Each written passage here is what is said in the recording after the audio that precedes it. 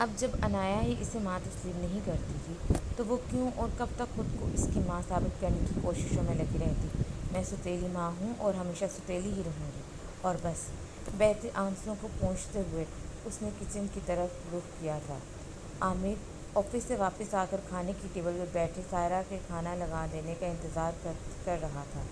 جب عنایا اپنے کمرے سے باہر آئی، اسے اپنی طرف آتے دیکھ کر عامر نے خوشدلی سے مسکراتے ہوئے پوچھا، آپ کا ٹیسٹ کیسا رہا بیٹا؟ لیٹ ہو جانے کی وجہ سے میں اسکول نہیں گئی بابا، ٹیسٹ رہ گیا میرا۔ میز کی طرف دوسری طرف پڑی کرسی کھینچ کر وہ خود اس کے سامنے بیٹھ گئی۔ اوہ، اتنی محنت سے تو تیاری کی تھی میری بیٹی نے، انہوں نے بڑے افسوس کا اظہار کیا۔ کوئی بات نہیں بابا، پھر کبھی صحیح۔ سائرہ کھانا لے آئی تھی۔ اس نے ہاتھ میں پکڑی ٹرے عامر کے سامنے رکھ دی اور خود بھی کرسی کھینچ کر بیٹھ گئی۔ آپ بیٹھ کیوں گئی ہیں آنٹی؟ میرا کھانا کہاں ہے؟ میں نے صبح ناشتہ بھی نہیں کیا تھا، اب شدید بھوک لگی ہے۔ آپ اسے بیٹھتے دیکھ کر عنایا نے اس کی طرف دیکھتے ہوئے کہا تھا، اب تم چھوٹی نہیں رہی ہو عنایا، خود بھی اپنا کھانا لا سکتی ہو، کچن میں جاؤ اور لے آؤ۔ سرسری سے انداز میں کہتے ہوئے اس نے اپنا کھانا شروع کر دیا۔ عامر نے بڑی حیرت سے اس کی طرف دیکھا تھا۔ ایسے کیوں کہہ رہی ہو سائرہ؟ روز بھی تو تم اس کا کھانا لایا کرتی ہو، پھر آج کیوں نہیں؟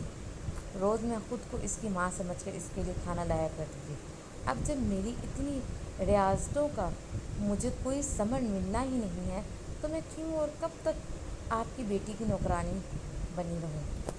یہ میری نہیں، تمہاری بھی بیٹی ہے سائرہ۔ عامر کو تو اس کی بات سمجھ ہی نہیں آ رہی تھی۔ نہیں عامر، یہ صرف اور صرف آپ کی بیٹی ہے اور میں یہاں صرف آپ کی بیوی ہوں، اور بس۔ جب تک یہ چھوٹی تھی میں نے اس کی ہر ذمہ داری اٹھائی ماں کی طرح، مگر اب جب یہ بڑی ہو گئی ہے تو یہ اپنی ذمہ داری خود اٹھا سکتی ہے۔ اس نے بڑی سنجیدگی سے سب کہا تھا۔ یہ آج آپ کو کیا ہو گیا ہے؟ کیوں اس طرح کی باتیں کر رہی ہیں؟ کچھ ہوا ہے کیا؟ عامر نے بڑا الجھ کر عنایا اور سائرہ کو دیکھا تھا۔ آپ کی بیٹی کا میرے ساتھ جیسا بھی سلوک تھا میں نے آپ سے کبھی شکایت نہیں کی، مگر آج میں تسلیم کرتی ہوں، ستیلی ماں ہمیشہ ستیلی ہی رہتی ہے۔ وہ چاہے حقیقی ماں سے بڑھ کر کسی کی اولاد کو پیار کرے، مگر وہ ہمیشہ شک کی نظر سے دیکھی جاتی ہے اور دیکھی جاتی رہے گی، کیونکہ اسے ماں کے ساتھ ایک لفظ ستیلی لگ کر اس کی ہر ریاضت کو ضائع کر دیتا ہے۔ میں بھی آپ کی بیٹی کی ستیلی ماں ہوں اور ہمیشہ رہوں گی۔ آج اس نے مجھ کو جو کچھ کہا، اس کے بعد میں چاہوں گی کہ اب کبھی یہ دوبارہ مجھ سے کوئی امید نہ رکھے، اور ویسے بھی امید رکھنے کے لیے کسی رشتے کی ضرورت ہوتی ہے، جبکہ اس کے اور میرے درمیان اب کوئی رشتہ باقی نہیں رہا، اور پلیز آپ بھی اب کبھی مجھے اس کے لیے مجبور نہیں کریں گے۔ اس نے بڑی سنجیدگی سے اپنی بات عامر کے گوش گزار کی اور وہاں سے اٹھ کر چلی گئی۔ عامر نے عنایا سے کچھ نہیں کہا تھا، مگر انہوں نے بڑی خاموش نظر سے اس کو دیکھا تھا اور کھانے کی ٹرے پیچھے کھسکائے وہاں سے چلے گئے تھے۔ پیچھے وہاں صرف عنایا اکیلی بیٹھی رہ گئی تھی، بالکل اکیلی، اور وہ خود اپنی ہی وجہ سے اکیلی رہ گئی تھی۔ میں عنایا ملک، جس نے اپنی انا میں اپنے پیاروں کو خود سے دور کر دیا۔ نہ جانے کب مجھ میں انا نے سر اٹھایا، یہ تو ٹھیک طرح سے یاد نہیں، مگر مجھے اچھی طرح یاد ہے وہ وقت جب ماما کی ڈیتھ کے بعد بابا نے سائرہ آنٹی سے شادی کی تھی۔ اس وقت میں اتنی چھوٹی تھی کہ سگی اور ستیلی کے لفظوں سے بھی نا آشنا تھی۔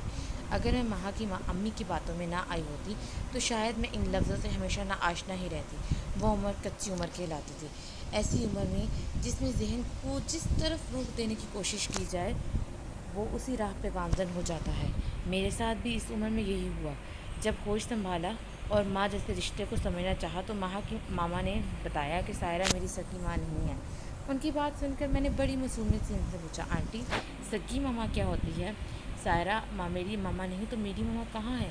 تب انہوں نے میری معصوم ذہن میں سگی اور ستیلی کا فرق کچھ اس طرح بٹھایا کہ میں چاہنے کے باوجود بھی کبھی سائرہ آنٹی کو اپنی ماما کی نظر سے نہ دیکھ سکی۔ ماں کی ماما نے بتایا، میری ماما خدا کے پاس جا چکی ہے اور سائرہ میری ستیلی ماں ہے جو مجھے بوجھ سمجھتی ہے، ایسا بوجھ جو موقع ملتے ہی وہ اپنے گلے سے اتار پھینکے گی۔ ماں کی ماما کی باتوں نے میرے ذہن میں ایسی گرفت رکھی، انہی کی وجہ سے میں کبھی بھی سائرہ آنٹی کے قریب نہ ہو پائی۔ سائرہ آنٹی بہت اچھی ہیں، انہوں نے ہمیشہ میرا بہت خیال رکھا، اتنا خیال تو شاید میری اپنی سگی ماں بھی نہ رکھتی۔ انہوں نے اپنی ریاضت کے سلسلے میں مجھ سے بس اتنا چاہا کہ میں ان کو اپنی ماں سمجھ سکوں، مگر میں نے کبھی ان کی یہ خواہش پوری نہیں کی۔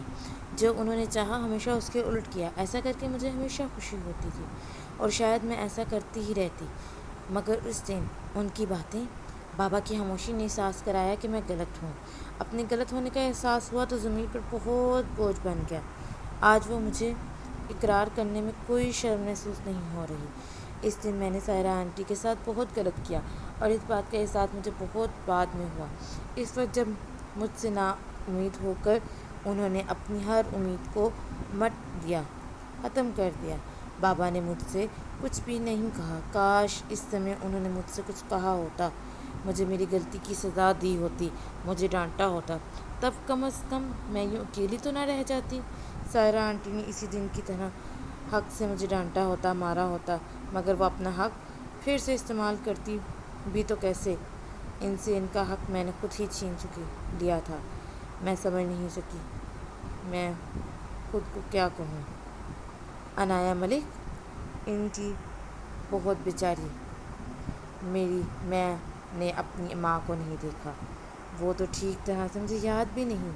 میں نے جب بھی اپنی ماں کے لیے کچھ سوچنا چاہا میری نظروں کے سامنے سائرہ آنٹی آ جاتی ہیں۔ پہلے میں اس خیال کو جھٹک دیا کرتی تھی، مگر اب میں خود پہلوں بیٹھی انہیں سوچا کرتی ہوں۔ مجھے اعتراف، پہلے سائرہ آنٹی نے اپنی ماں ہونے کا حق ادا کر دیا۔ مجھ سے لا طلبی کے اظہار کے باوجود بھی انہوں نے بڑے چپکے سے اس تعلق کو قائم رکھا۔ آج مجھے ان کو ماں کہنے میں کوئی دقت محسوس نہیں ہو رہی، مگر اب شاید بہت دیر ہو چکی ہے۔ میں اپنی انا کو توڑنا نہیں چاہتی۔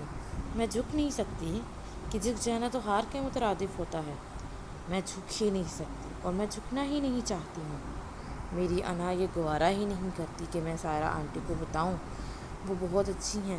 وہ میری آنٹی نہیں، میری ماں ہیں، سائرہ ماں۔ میں جانتی ہوں اگر میں ان کو یہ سب بتا دوں گی وہ خوشی سے شاید پاگل ہی ہو جائیں، مگر میں ان کو نہیں بتاؤں گی۔ کس طرح بتاؤں میں ان کو یہ؟ میں چاہتی ہوں وہ پہلے کی طرح مجھ سے پیار کریں، میرے لیے کھانا بنا کر مجھے خود کھلائیں۔ میں چاہتی ہوں وہ مجھ سے باتیں کریں، مجھے گلے لگائیں، مگر سائرہ ماں نے ثابت کر دیا ماں صرف ماں ہوتی ہے، سگی سوتیلی کچھ نہیں ہوتا۔ مگر مجھے ہارنا پسند نہیں ہے۔ ہار جانے میں تو میری توہین ہے، تو پھر میں کیسے ممکن ہے کہ جن کو میں حسرتوں کی طرح دل میں پالے جا رہی ہوں۔ اب میں بہت تھک چکی ہوں، مگر خوش ہوں کہ میں ہاری نہیں ہوں۔ میری انا سلامت رہی۔ انا کی اس جنگ میں جیت تو انا کی ہوئی، میں تو بری طرح ٹوٹ چکی ہوں۔ مجھے اعتراف ہے انا کو عزیز رکھنے میں انسان دنیا میں بالکل تنہا ہو کر رہ جاتا ہے۔ میں نے یہ بات جانی تو مگر بہت دیر سے، مگر اب مجھے کیا کرنا چاہیے؟ انا کی جیت کے اس مقام پر آ کر مزید اس کا ساتھ دینا چاہیے، یہاں تک آ کر انا کو شکست دے کر اپنوں کی طرف لوٹ جانا چاہیے۔ کیا ایسا ممکن ہے؟ السلام علیکم۔ اگر آپ کو میری ویڈیو پسند آئی ہے تو ویڈیو کو لائک کریں اور چینل کو سبسکرائب کرنا مت بھولیے۔ شکریہ۔